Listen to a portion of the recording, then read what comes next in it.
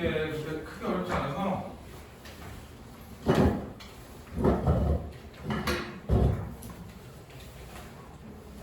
여기 그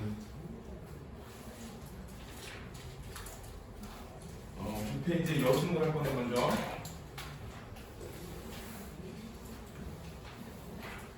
자, 거기서 10페이지에 3번 문제를 먼저 볼 거야. 쉽지 않았어요? 가만 보시니까 왜 안 했냐고.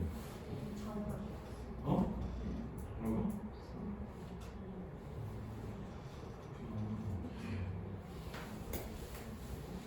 그걸 맞추다는데 이거 안 하면 되나? 자, 여기 보면 백석의 여승은 가족과 이별하고 여승이 된 한 여인의 기본 운명을 통해 일단 내용 자체는 가족과 이별하고 여승이 된 한 여인의 기부한 운명이야. 한 여인의 기부한 운명이고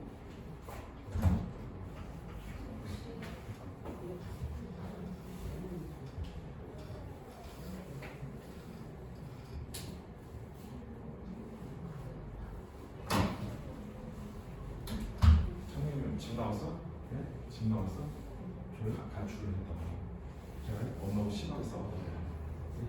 아니 삐져서 나왔다고. 아니 엄마도 훔쳐서 나왔다고. 그건 아니야? 나 한번 안 가시 안 그러고 만나 그런 거 아니야? 아니야?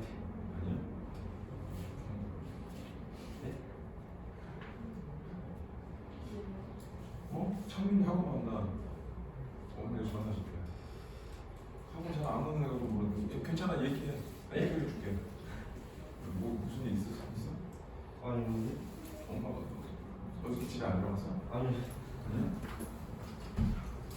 니는 뭔데 지금 와?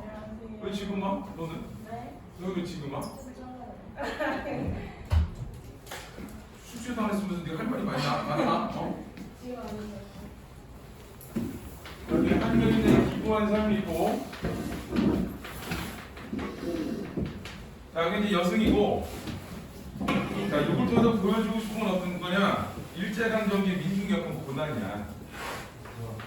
자 이걸 통해서 일제강점기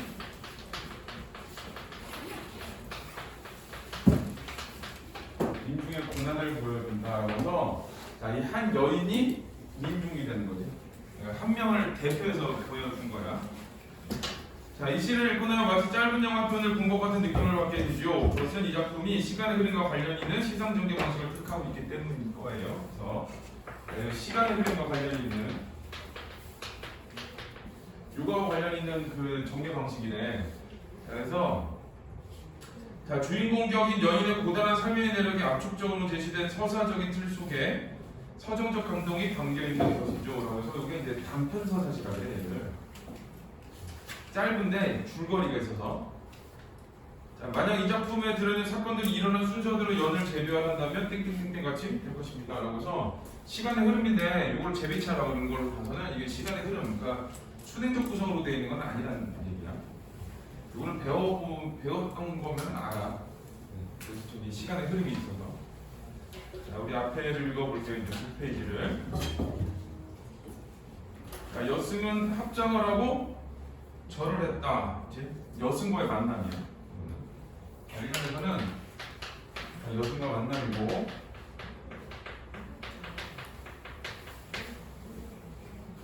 가지치의 냄새가 났다. 자, 이 여승에서 이게 뭐가 났냐면은 가지치 냄새가 났대.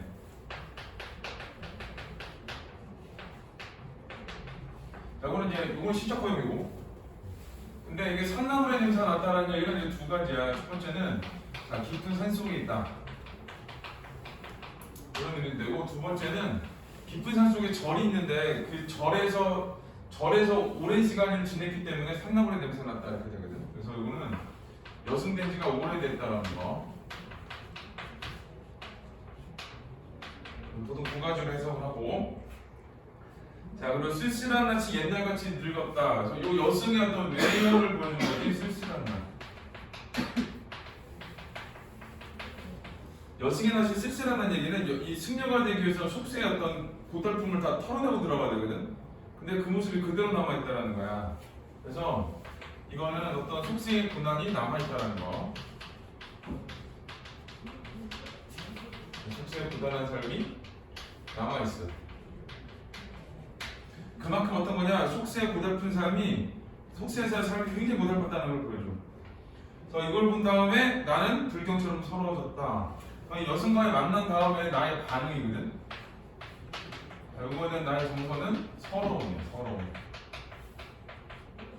내가 어떤 관계가 있어서 서러운 게 아니라 이 여승의 삶을 추측하고 났더니 내가 서러워졌다. 이런 의미가 돼. 그래서 이제 화제의 정서 2연. 자, 평안도의 어느 산 깊은 금던판. 나는 파리한 여인에게서 옥수수를 샀다. 이거는 이제 내가 옥수수를 산 경험인데. 자, 여인은 나이 어린 딸아이를 때리며 가을밤같이 차게 울었다. 그래서 이거는 이제 나와 옥수수 파는 여인의 만남이거든.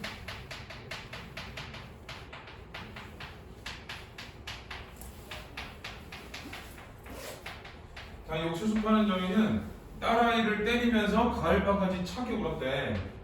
자, 이거 울었다라고 하는데, 자, 울었다라는 거는 이 여인의 정서를 보여주는 거지. 여인의 정서, 슬픔인 거고, 뭐 한도 되겠지, 한. 근데 여승이 된 한 여인의 기구한 삶을 얘기한다고 그랬잖아. 그러면은 여기 여승을 만났잖아. 이건 또 다른 누군가를 만난 게 아니야. 뭘 보여주고 싶은 거냐면 여승과 만났고 이 여승이 이 기구한 삶을 살았던 거니까 그 기구한 삶의 한 부분을 보여주는 거야. 그래서 그 옥수수 파는 여인은 어떤 누구냐? 그리고 나중에 여승이 될 사람이야. 여승이 될 사람이고 결국은 나와 여승의 이전의 만남에 대해서 얘기를 한 거야. 나와 여승된 사람의 이전의 만남. 3년은 자, 섣벌같이 나아간 지압이 기다려 10년이 갔다. 이제 남편이 집을 나갔고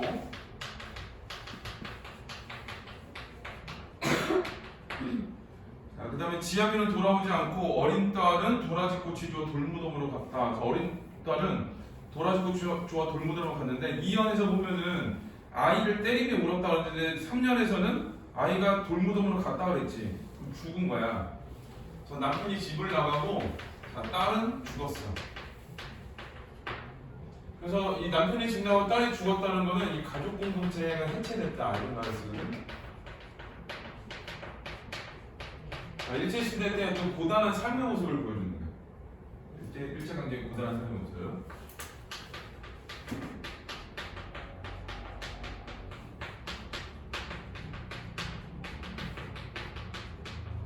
그걸 보여주는 거고. 자, 4연. 산꿩도 설게 우는 슬픈 날이 있었다. 산꿩이 서럽게 울었대.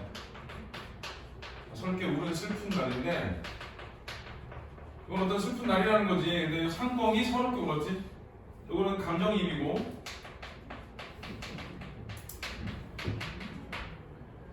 그러니까 누군가의 슬픔이야. 서럽게 우는 날. 자, 산절의 마당뒤에 산절의 마당 어귀에 여인의 머리오리가 눈물 방울같이 떨어진 날이 있었다. 그래서 이 머리오리가 눈물 방울같이 떨어진 날은 여승이 된 날을 얘기하는 거야. 삭발하는 날. 그래서 이 산꿩도 설교를 슬픈 날은 어떤 거냐? 이 날은 자, 여인이 여승이 된 날이야.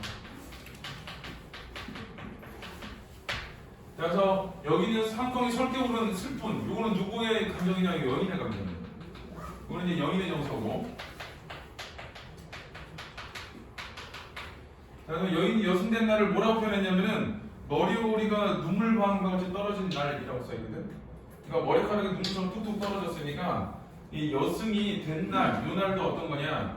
속세의 어떤 고단함을 다 해결하지 못하고 그 아픔을 간직한 채로 여승이 된 거야.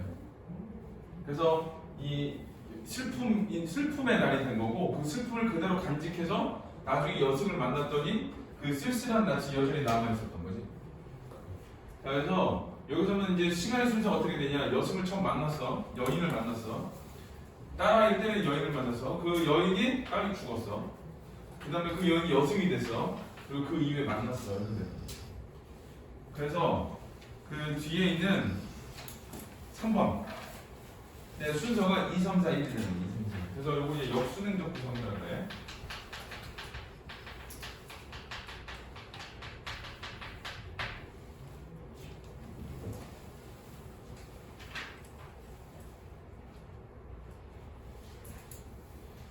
자, 요거 주제는 자, 한 여인의 비극적 삶 이렇게도 보고, 자, 일제시대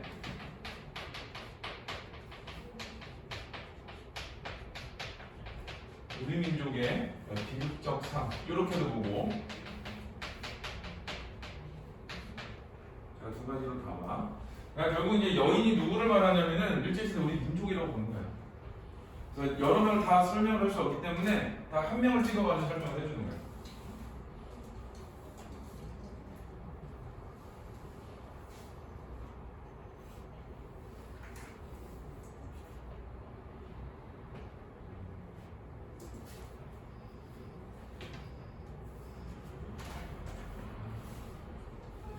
자, 1번을 볼게요. 기억에 대한 설명으로 적절하지 않은 거.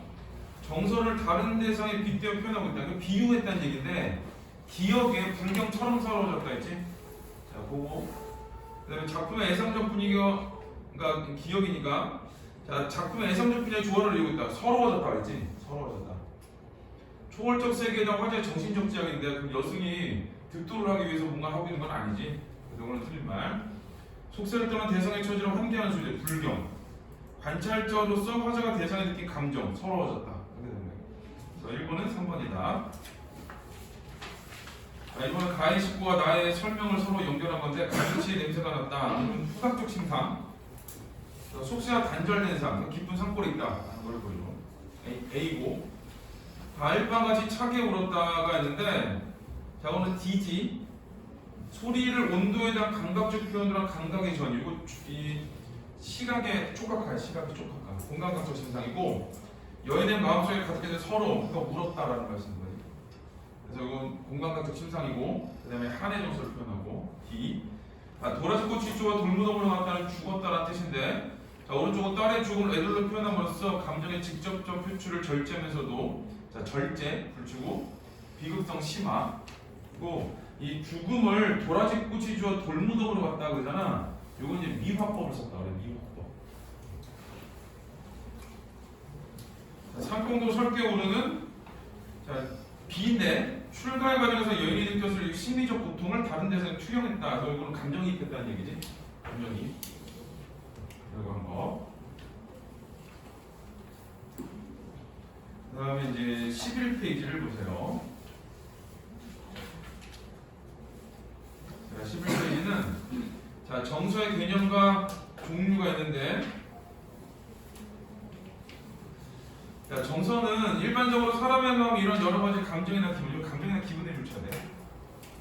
자, 정서에는 시적 대상에 대한 나 상황에 대한 타지의 태도가 반영되어 있다. 태도도 있어. 그래서 이 정서와 태도를 따로 나누기도 하는데,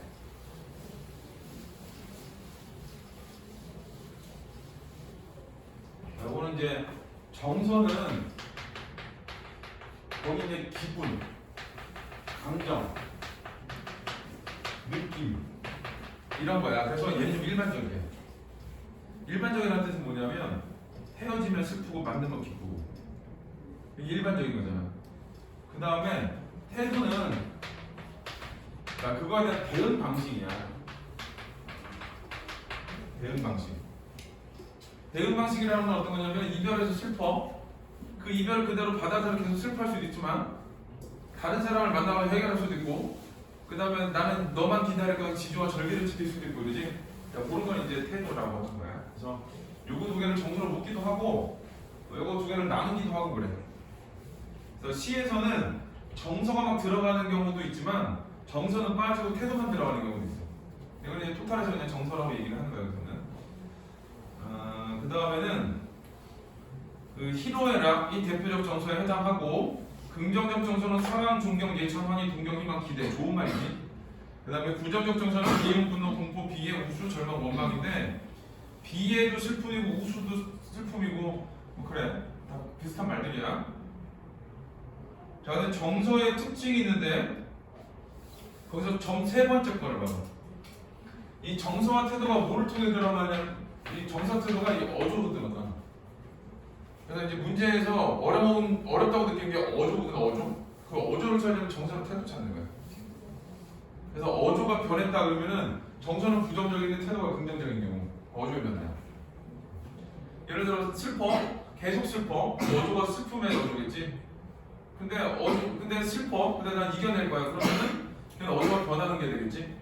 그래서 태도의 변화, 정서와 태도, 그게 이제 어조로 드러난다는 거. 자, 태도는 시적 대상이나 상호에 대해 화제와 대응하는 방식을 말하고, 어조는 목소리의 결을 가리킨다. 근데 목소리의 결을 글자로 알 수가 없잖아. 그러니까 시에 드러나는 정서와 태도로 찾아야 되는 거야. 딱딱한 부드러운, 온화한 냉정한, 검하는 겸손한, 직설적, 반어적, 냉소적, 동정적 이런 게 있고, 의도나 목적에 따라 감탄, 명령, 부탁, 간청, 위로, 격려, 보고 뭐 이런 애들이 있대. 그런 애들이 있어. 뭐 나머지는 됐고 이미지는 감각인 거 마지막에. 이미지는 감각이니까 다른 말로 하면 이제 심상이 되지 심상. 자 이미지는 심상이야. 뭐뭐만 이미지 뭐 이렇게 감각적으로 나오면 심상해. 그래서 요 말이 이제 이미지보다는 이 말이 많이 나오지. 감각적으로. 이런 말이 나올 때, 자 그거는 심상을 썼구나라고 생각을 하면 돼.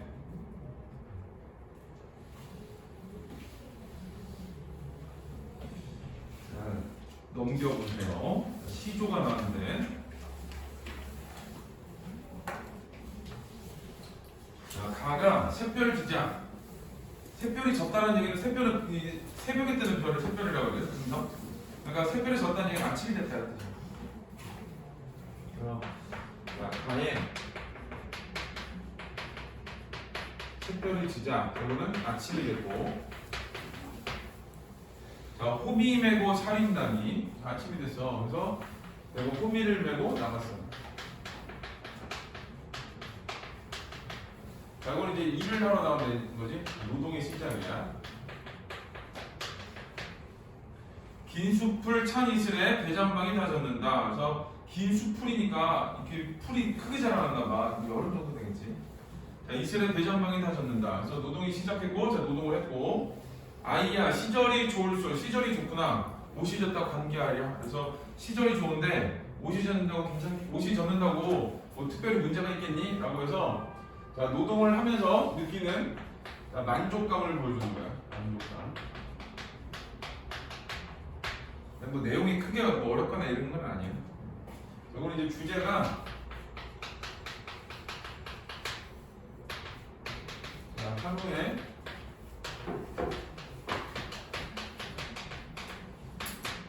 노동이 시작되는 아침날의 눈부심점.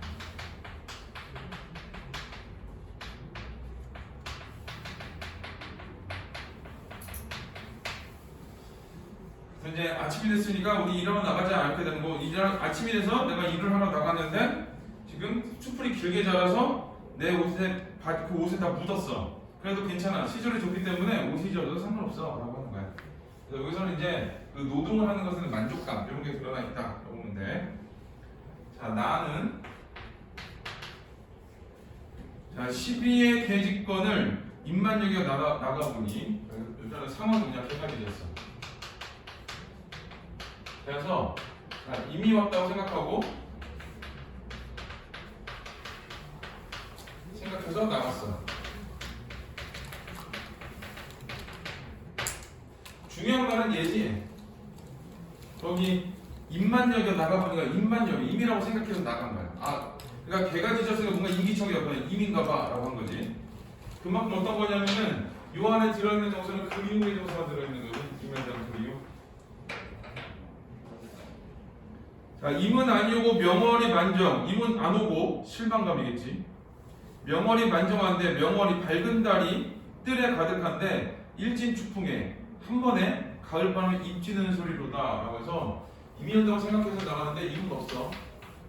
임은 없고 가을바람에 입지는 소리야. 그러니까 입지는 소리가 나니까 뭔가 인기척 있다고 생각하고 개가 짖었겠지. 그래서 여기 있는 임이었고 요거는 그 실망감이 드러날 거고 그다음에 가을바람에 입지는 소리 요거는 이제 임이라고 생각하는 소리겠지. 요거 이제 개가 짖는 이유야. 얘는.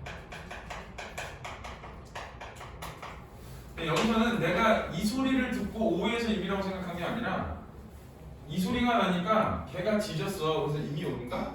라고 생각한 거예요. 근데 착각이라고 말하기 좀 그래야 되는. 그러니까 임을 그리워하는. 걔가 짖으니까 아 임이 왔나봐 라고 생각한 거지. 임이 올 거라는 거에 대한 기대야. 자, 저 걔야. 추풍나루 헛되지 날 속일 줄 어째요. 그래서 야, 입히는 소리 때문에 네가 짖어서 내가 이런다고 생각했잖아. 그래서 실망했잖아. 이런 거야. 그래서 마지막에 헛되지져 날 속일 줄 어째요. 헛되지져서 날 속일 줄 어찌 알았겠는가. 라고 해서 마지막은 개인의 원망을 보여주는 거야. 그리고 걔에 대한 원망이긴 한데 걔 너 때문에 안하가 아니야. 너 때문에 내가 실망했잖아. 이런 얘기를 보여주는 거지. 이거 이제 주제는 임에 대한 그리움 모형이 들어있으니까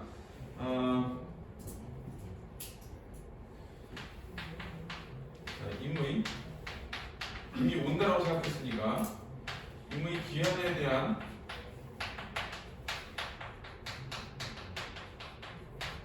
기대감과 그 다음에 개에 대한 원망.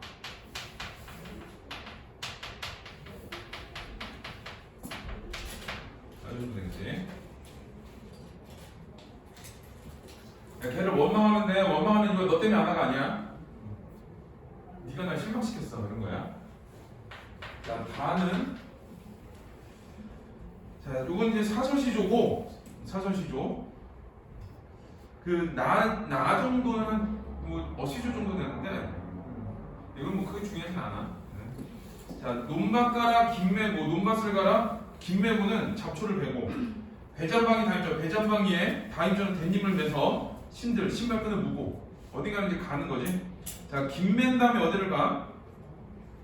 낚아라 허리에 차고 도끼를 날카롭게 만들어서 둘러매고 무림산 중에 들어가서 삭정이 마른 섣을 베거니 버이거니. 그러니까 배잔방에 대님을 묶어서 신발을 메고 무림산 중으로 들어간 이유가 뭐냐? 삭정이 마른 섣을 베거니 버이거니야. 그 뗄감 만들려고 한 거야. 그래서 여기서는 일단 김매기로 했지. 자, 그 다음에 뗄감을 구하러 가.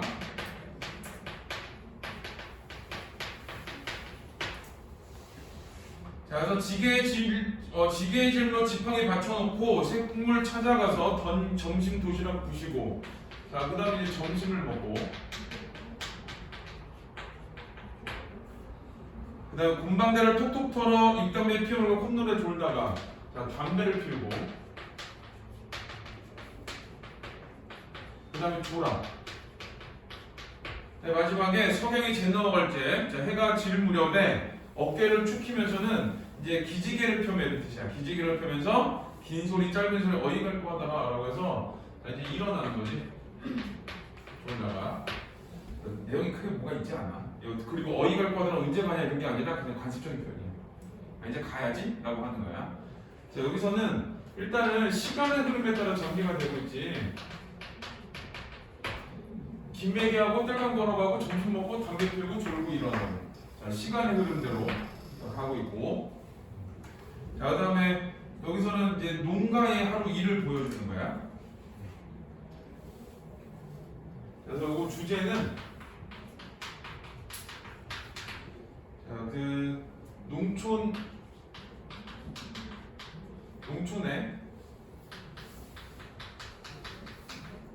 분주하고도 여유로운 하루. 이걸 보여주는 거야. 여기까지는 김매기하고 뗄감 구하러 가는 것까지는 이제 좀 분주하지. 일을 막 열심히 해야 되니까. 그 다음에 이제 쉬고 있는 거지. 밥 먹고 담배 피우고 졸고 일어나고. 그래서 농촌의 분주하고 여유로운 하루 이렇게 돼. 얘네 세 개가 뭐 특별하게 묶어 있는 이유는 없어. 내가 보기에는 그냥 시조의 종류대로 묶어 놓은 거야. 평시조, 그다음에 어시조, 사신시조 이렇게. 자, 그리고 3번 문제를 보세요. 자, 보기를 참여 가다를 이해하는 적절하지 않은 것. 특정 계절, 하루 중에 특정 시간대 등에 해당하는 시간적 배경은 대개 자연현상이나 풍경 등과 맞물려 명시적으로 드러나기도 하고 암시적으로 드러나기도 한다. 그래서 이거 시간적 배경에 붙여야 돼. 시간적 배경.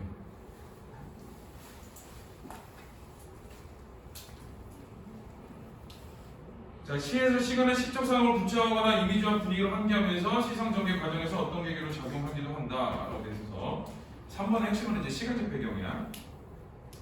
1번의 가에서는 샛별지는 자연현상을 통해 아침이라는 시간적 배경을 제시하여. 그렇지. 샛별이 진다는 요건 새벽에 뜨는 별이니까 여기 샛별이 지는 건 아침이야. 하루의 노동을 시작하는 상황. 그러니까 이제 혼미하고 집을 나가지. 자, 이번 나에서는 명월이 만정한 밤을 시간적 배경으로 하여 달이 떴으니까 밤이고 입지는 소리에서 들릴 만한 고요한 심야의 분위기. 그러니까 입지는 소리에 개가 짖을 정도면 아주 조용했으니까 그 소리가 크게 들리는 거야. 그래서 맞고 3번 다에서 석양이 재 넘어가는 시간을 배경으로 제시하여 그 직접까지 동적인 분위기를 정적인 분위기로 전환하는 건데 석양이 재 넘어가기 전까지 그러니까 이건 어떤 거냐 중장까지는 움직임이 막 드러나는 거고 종장부터는 움직임이 안 드러난다는 얘기거든. 근데 여기를 보면 이미 졸고 있잖아. 그치? 그러니까 여기는 정적인 분위기야. 그러니까 이 석양이 재 넘어갈 때는 이유로 얘가 동쪽에서 정적으로 가는 게 아니라 이미 이전에 정적으로 가 있었어. 졸고 있었으니까. 그리고 이제 일어난 거지. 그래서 3번이 틀린 말이야. 시점이 거기가 아니야. 자, 4번은 가에서는 이슬의 대자반을 젓는 상황을 통해 계절적 배경을 암시적으로 드러내고 계절적 배경. 그러니까 여기는 여름이라는 뜻이야. 여름. 숯불이 길고 그다음에 이슬이 맺히니까 여름이고. 자, 나에서는 초풍낙엽이라는 소절을 통해 계절적 배경을 명시적으로 드러내고 그 초풍낙엽은 아예 가을 바람으로 대놓고 나오지. 그러니까 맞는 말. 5번 가와 나에서 특정한 시간대에 한정된 시적 상황을 가 나는 특정한 시간대인데 가는 아침 나는 한밤중. 왜 그러냐 새별이 지자 아침 명월이 반정 한밤중. 그래.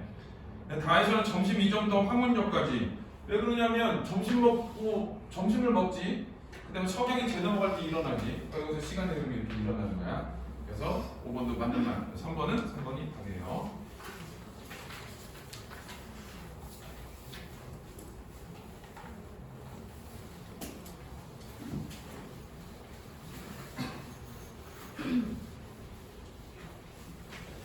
그 다음에 뒤에 소설이 있는데 이 소설은 맨날 중요해. 양기가 소설은 맨날 중요해. 14페이지를 먼저 보면 자, 소설에서의 서술인데 사건의 내용을 언어로 나타낸 행위와 그 결과를 뜻하며 행위와 결과 크게 이야기의 구성과 이야기의 전달로 나뉜 구성과 전달인데 자 전자는 사건과 사건 선후관계 인과관계를 짜는 방법이고 그러니까 이제 선후관계나 인과관계야. 어떤 일이 먼저 일어나고 어떤 일이 나중에 일어나고 그런 거. 그 다음에 이 일 때문에 어떤 결과가 나왔는데 그 일의 원인이 앞에 나오거나 뒤에 나오거나 그런 거. 후자는 시점과 거리, 사건과 인물 제시 방식, 문체 등에 대한 전략적 선택과 관련된다라고 했지. 뭐 시점, 전달 방식은 누구의 눈으로 바라보는가. 그 다음에 대놓고 얘기하냐, 아니면 돌려서 얘기하냐, 그런 거. 문체가 나오면 그냥 접어. 그 선택지 접고 다른 거 봐. 못 찾아 얘는. 자, 시점이 있는데 이야기 속의 인물 및 사건을 바라보는 서술자의 위치와 이야기 전달 방법에 따라 다음과 같이 구별된다. 그래서 서술자가 작중 인물이야. 서술자가 작중 인물이면 이건 이제 어떻게 표현이 되냐면 이렇게 뭐 등장인물이 서술자가 돼요.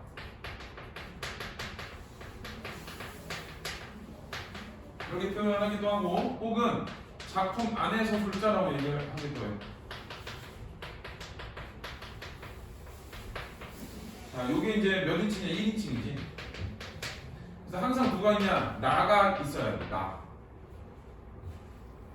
없으면 안 돼. 그래서 서술자 작중인물인 경우는 나가 있어. 자, 그 종류가 이제 내가 내 얘기하는 경우가 있어. 인물의 사건이 내면적 분석. 주인공이 자신의 이야기를 해. 그 다음에 내 얘기 말고 남의 얘기를 하는데 자, 주인공이 주변의 인물이 주인공의 이야기를 서술하는 경우 내가 남 얘기하는 경우가 있어. 그래서 1인칭에서 두 가지가 있는데 하나는 내가 내 얘기하는 1인칭 주인공 시점 내가 남 얘기를 해주는 1인칭 관찰자 시점 그런 게 있어. 서술자가 작중인물이 아닌 경우가 있는데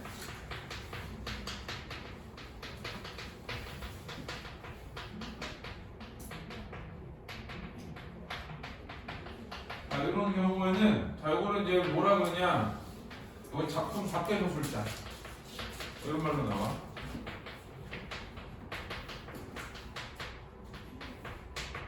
이건 이제 3인칭이라고 하고 여기에는 나가 나와 있지 않아. 이걸로 이제 판단하면 돼.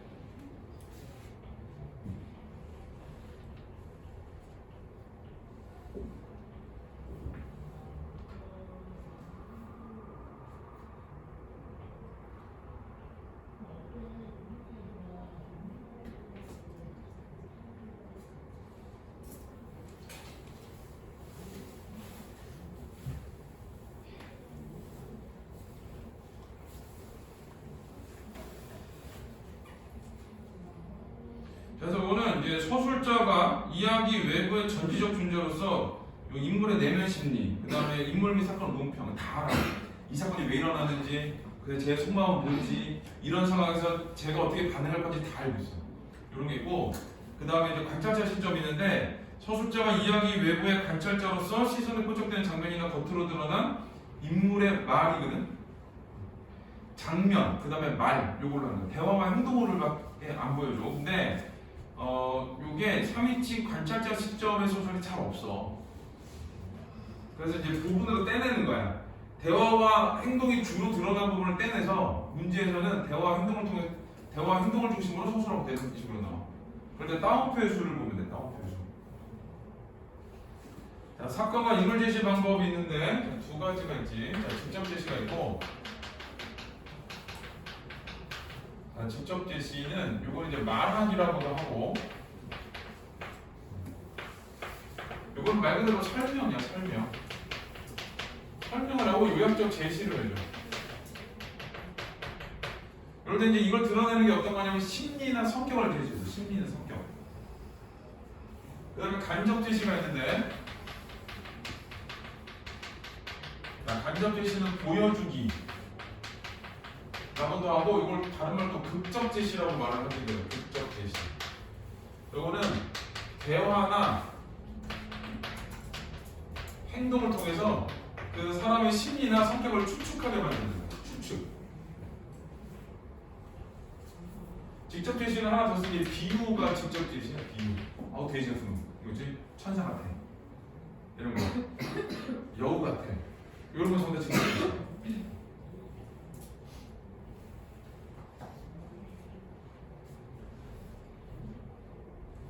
문체는 패스해도 돼요. 자, 4번에 태도 어주가 있는데, 자, 특정 인물이나 작중 현실에 대한 서술자 인식이 반어적. 반어적이라면 보통 어떻게 얘기하냐면 나쁜 걸 좋게 얘기해. 읽다 보면 이상한데? 라고 생각이 들어. 좋게 얘기하고 있는 것 같은데. 냉소적, 비판적 때 있지? 이 두 개는 비판적이야. 부정적인 감정이야. 냉소는 뭐 차갑게 웃는다는데, 차갑게 웃는다 정확한 의미를 모르잖아. 그래서 오늘 그 냉소적 그러면 비판적.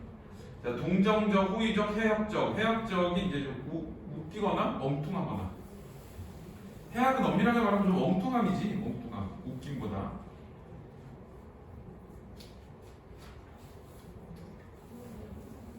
자, 우리 17페이지에 2번을 먼저 볼게요.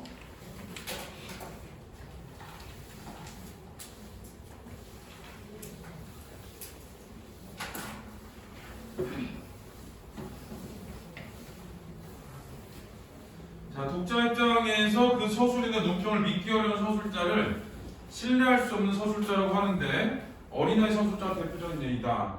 그래서 여기서는 이제 어린아이 서술자, 여기 이제 신뢰할 수 없는 서술자라고 하는데,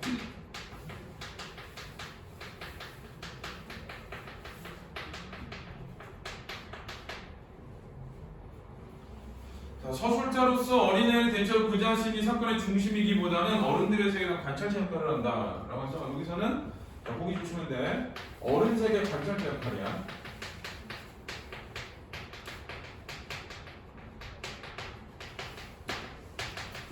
잘 모르지. 그래서 잘 몰라.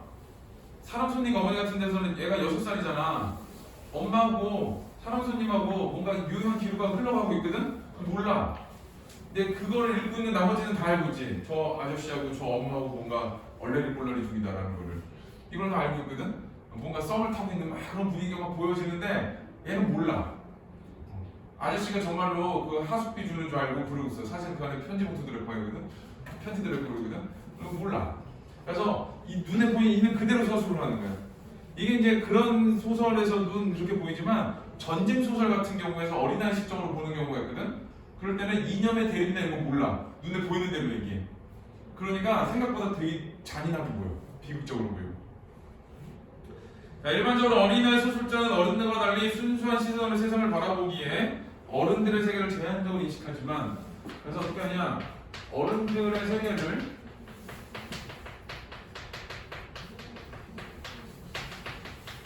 제한적으로 인식을 해. 자, 때로는 어린아이 같은 조숙함을 바탕으로 뛰어난 사리 분별력을 보이기도 한다. 두 가지를 보여줘. 자, 조숙함 또 보여줘. 자, 뛰어난 사리 분별.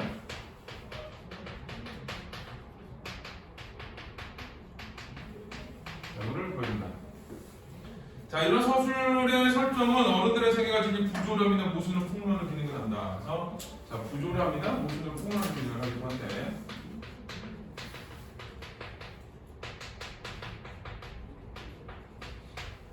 자, 이 정도의 이제 보기가 나왔는데, 여기서 핵심은 어떤 거냐면 어린아이 서술자라는 거. 이거예요. 자, 읽어볼게요. 자, 이거는 일단 주제가 조금 너무 과해서 나가는 게, 일단 주제부터 써. 여기하고 크게 맞지는 않아. 내용하고는.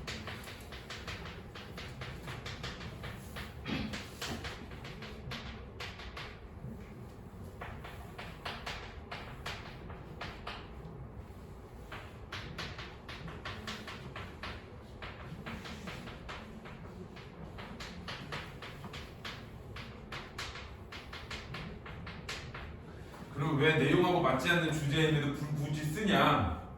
소설은 어디가 나올지 몰라. 얘를 포함해서 하게 되거든. 그럼 이제 주제에 맞춘 부분을 내. 소설은. 시는 그냥 있는 그대로 내거든. 근데 소설 같은 데는 여기저기 막 섞이는데 이 어차피 연계된 부분이 나올 수밖에 없어. 연계된 부분 포함해서 여기까지 내는 거야. 고전 소설도 똑같고. 자, 원미동 시인인데,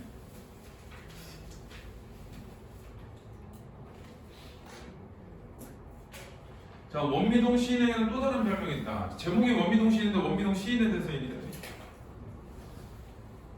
자, 팽한 두 눈의 부수선 머리칼, 사시사철 껴입고 다니는 물들인 군용조건 희끄무레가 낡아빠진 청바지. 거기까지. 자, 팽한부터 청바지까지. 이건 이제 외양을 묘사한 거고, 외양 묘사. 자, 밤중에 보면 꼭 몽달귀신 같다고 서울 미용실의 미용사 경제 언니가 맨 처음 몽달씨라고 부르기 시작했다. 요거 때문에 뭐라고 하냐, 밤중에 보면 몽달귀신 같대.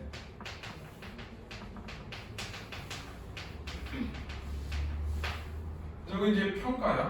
이거는 이제 그 뒤에 보면은 몽달씨라고 그랬잖아. 자, 몽달씨 같아서 몽달씨라고 불렀대. 자, 이 외양묘사를 통해서 이 별명이 붙은 이유를 얘기해 주는 거지. 한밤중에 보면 몽달귀신 같아. 그래서 별명이 몽달씨야. 얘가 이제 원미동 시인이야.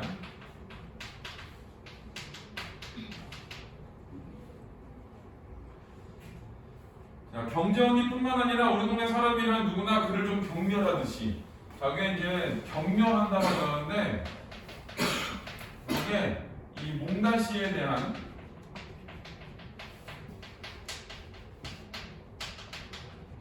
동네 사람들의 그런 시선이야. 좀 격렬해. 그러니까 동네 사람들은 몽달씨 이렇게 좋아하고 내리진 않나 봐. 자, 어린애들도 탐구를 하는 게 보통인데 까다로운 게 약간 놀았기 때문이라는 것이다. 라고 해서 자, 경멸의 이유가 나오지. 경멸의 이유는 돌았다고 생각을 해. 약간 미쳤다고 생각하는 거지. 그래서 사람들이 좀 경멸하고, 언제부터 어떻게 살짝 돌았는지는 모르지만 아무튼 보통 사람과 다른 것만은 틀림없었다. 느끼기에 돌았는지 모르겠는데 내 생각은 어떠냐? 보통 사람은 다르대. 내 생각이야 뒤는. 자, 이 동네 사람들은 돌았다고 생각해서 경멸을 하는데 나는 어떻게 생각하냐? 보통 사람과 다르다. 이렇게 생각을 하는 거야.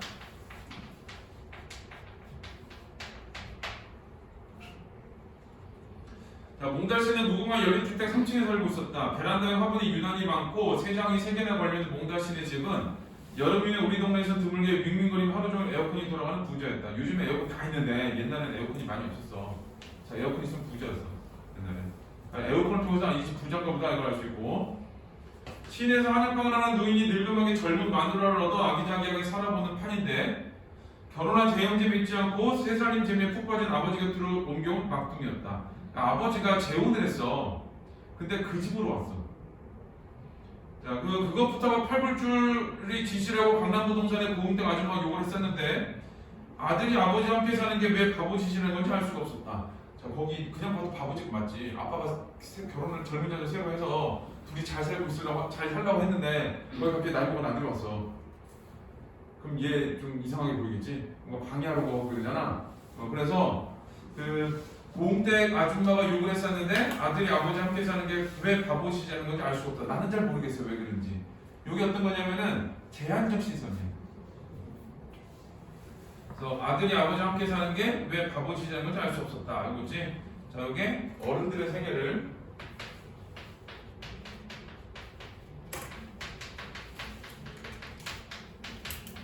제한적으로 인식한 자, 그런 장면이야. 걔가 왜 그런지 모르겠는데 남들 다 아는데 혼자 부르는 거. 자, 그런 몽달씨에게 친구가 있다면 아마 내가 유일할 것이었다. 몽달씨 나이가 27이라니까 나보다 20살이나 많지만 내 나이가 딱 나오지? 7살. 자, 우리는 엄연히 친구이다. 믿지 않겠지만 내게는 27살짜리 친구가 또 하나 있다. 우리 집 옆 형제 슈퍼 김반장이 또 하나의 친구인데 이제 누구를 소개하냐? 김반장을 소개할 거야. 앞에서 몽달씨에 대한 얘기를 한 거고, 자, 요강아지는 이제 몽달씨에 대한 얘기. 이제 앞으로는 누구 얘기를 할 거냐? 김반장에 대한 얘기를 할 거야. 김반장, 내 친구야. 그는 원민호 23통 5반의 반장으로 누구보다 씩씩하고 재밌는 사람이었다. 자, 씩씩하고 재밌는 사람이 없다지. 과거야. 이제 과거는 재미고 씩씩했어. 어떻게 바뀌었는지 몰라 지금은. 그거는 긍정적이지. 근데 재미고 씩씩한 사람이었는데 뒤는 뭔가 부정적으로 나오겠죠. 원서가 정신 차려 부삼아. 자, 그 다음에 나는 매일같이 슈퍼 앞에 빛의 파라솔 의자에 앉아 그와 함께 낄낄거리는 하루를 보내다시피 하는데 요즘은 내가 의자에 앉아서도 전처럼 웃기는 소리 해주거나 쭈쭈바다를 건네주는 법 없이 다소 퉁명스러워졌다. 이전과 달라진 거야. 요 장면은. 자, 이전과 달라진 태도가 뭐야? 이전과 달라진 김반장의 태도가 있고, 옛날에 재밌고 막 이랬어. 근데 지금은 안 그래. 자, 그 까닭도 나는 훤히 알고 있지만 모르는 척하는 수밖에. 자, 이 태도가 있는데 그 이유를 알지만 모르는 척해.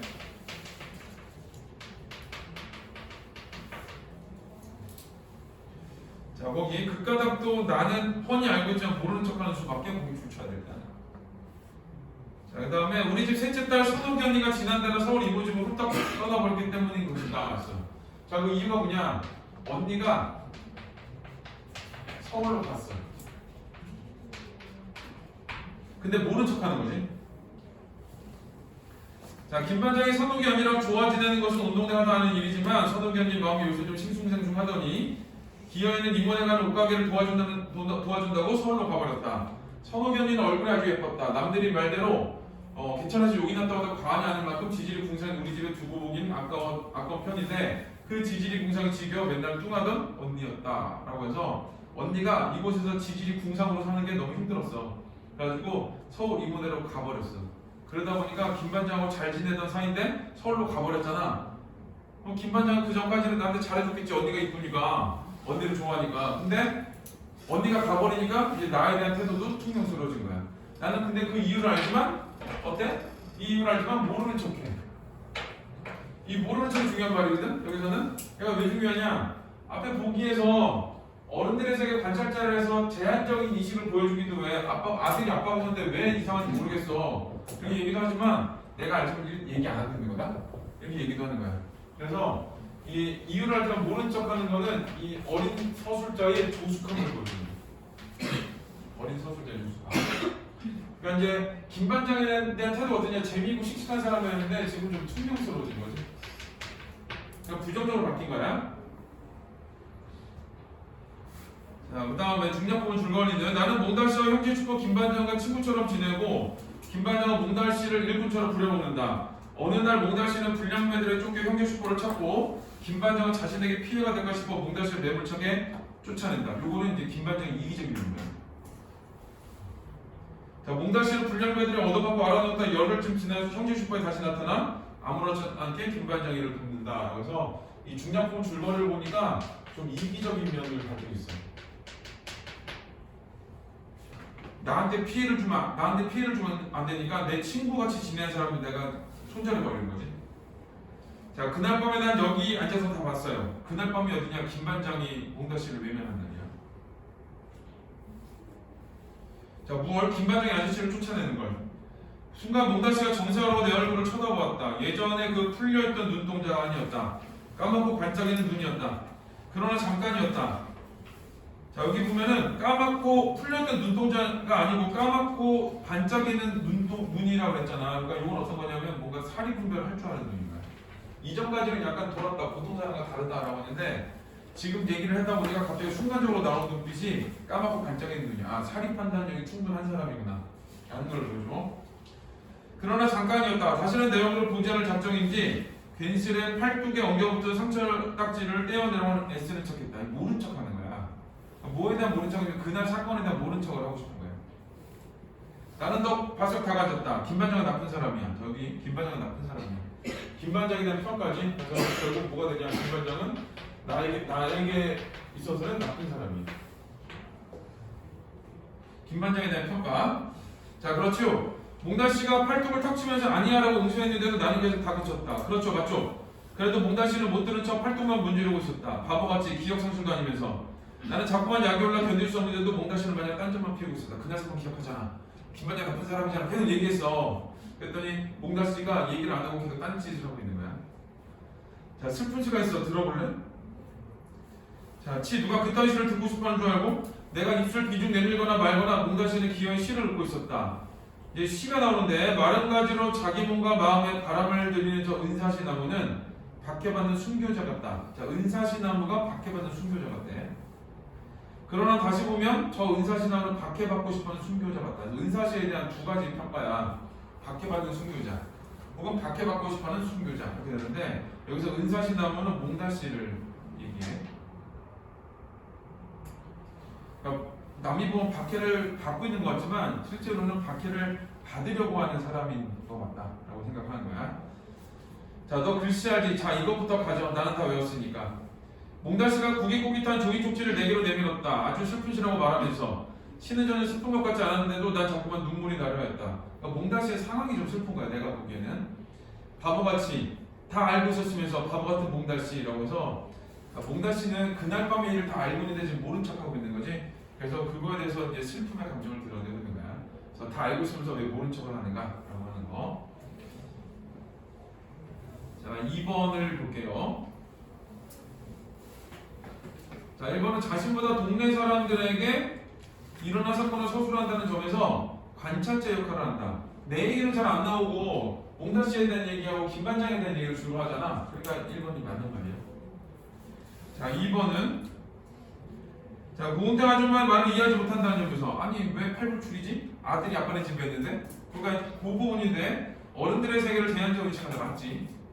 3번 27살짜리 남자와 친구로 지낸다는 점에서 어른과는 다른 순수한 시선을 지녔다고 볼 수 있군. 27살짜리 남자하고 친구면 이게 왜 어른과 다른 시선이야? 똑같아야지. 말대로 하면. 그래서 이거는 이게 순수한 시선을 지녔다고 얘기하면 안 돼. 그냥 어린아이이기 때문에 순수한 시선을 지녔다 이렇게 나와야지. 자, 그 다음에 김반장이 몽달씨에게 한 일을 잘못된 일이라 판단한다는 점에서 사리 분별력 진영. 사리 분별 진이가 맞아. 아저씨 나쁜 사람이야라고 하고 하니까. 자, 5번 김반장이 자신을 대한 뜻의 변화를 알면서도 모른 척하고 있지. 자, 나이에 비해 조숙함을 지닌 존재 맞지? 알지만 모른 척해. 너 우리 언니 때문에 그러지? 이걸 아는데도 내가 얘기를 안 하고 있는 거야. 자, 그래서 2번은 3번이 답이에요. 오늘 좀 하셨다가 요거를 뒤에 2개를 하고 그 다음에 수특 독서를 하고 그렇게 할 거야. 수특 독서 다 갖고 왔지?